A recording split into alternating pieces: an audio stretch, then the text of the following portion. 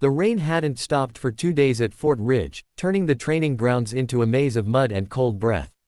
The recruits were lined up, boots soaked, eyes straight ahead. The commanding officer, Colonel Danner, paced in front of them with his usual thunderous voice that could silence even the bravest. "New transfer," he barked. "Step forward." From the far end of the line, a woman in fatigues stepped forward. Her uniform was soaked, but her posture was unwavering. Her name tag read, Hart, A. Her eyes, icy gray, met his without flinching. Colonel Danner looked her over with skepticism. "You're the one transferred from North Command." "Yes, sir." He scanned her record file briefly. "Says here you served with the 33rd Tactical Recon. That platoon doesn't exist anymore." A quiet fell over the line. Everyone had heard of the 33rd, or rather, the myth of it. They were called the Lost Platoon, a classified unit that vanished during a Black Ops mission in the Kuna Valley. No survivors were ever confirmed. "Yes, sir," she replied calmly. "It doesn't." The colonel frowned. "And yet you stand here." She didn't reply, just stared straight ahead. He closed the folder. "You'll understand my need to verify your credentials. We don't just take ghosts into my command." "Yes, sir." Then, to everyone's shock, he ordered, "Show your arm, Sergeant." The rain hissed as it hit the dirt. Even the sound of it seemed to die down. "Sir," she said, her voice tightening slightly. "Your arm," Danner repeated. "You claim you were 33rd Tactical Recon. Every operative in that unit carried an identifying mark, classified, not in any system. You show it, or you're off my base by sundown."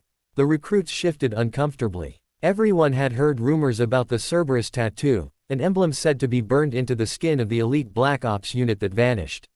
Some said it was the mark of death. Others said it was cursed. Hart's eyes flickered, just for a second, and then she slowly began to roll up her right sleeve. The silence was absolute. Even the wind seemed to pause.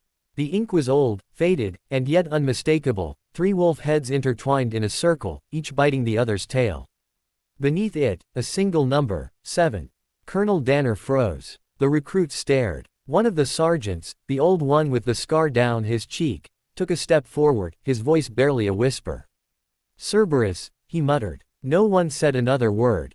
For the first time, the colonel's hard exterior cracked. His eyes narrowed, searching her face as if to confirm the impossible. "I served with Cerberus team," he said quietly.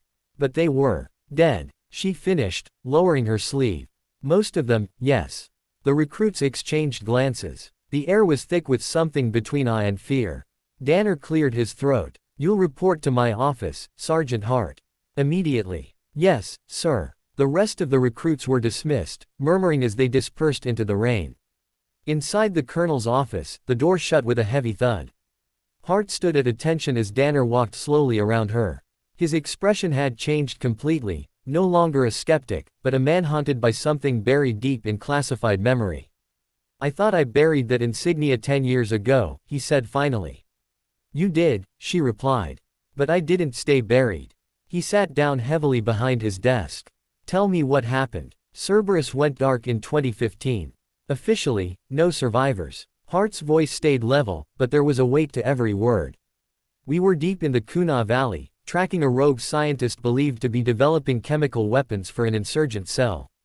Intel was bad. We walked into an ambush." Her eyes drifted, seeing something not in the room. "Command cut communications. We were ridden off before the fight even started. Out of 12, only 2 made it out alive. I was one of them." "Who was the other?" Danner asked. She hesitated. "Captain Elias Ward." The colonel leaned back, his face pale. "Ward was my XO. He didn't make it home." "He did," she said softly. "For a while." He looked up sharply. "Explain." "He was captured. I got him out 2 months later. But he didn't survive the extraction. He told me to burn the insignia from his arm before he died. Said the world wasn't ready for what Cerberus uncovered." The colonel was silent. Rain pounded against the window. "And what did you uncover, Sergeant?"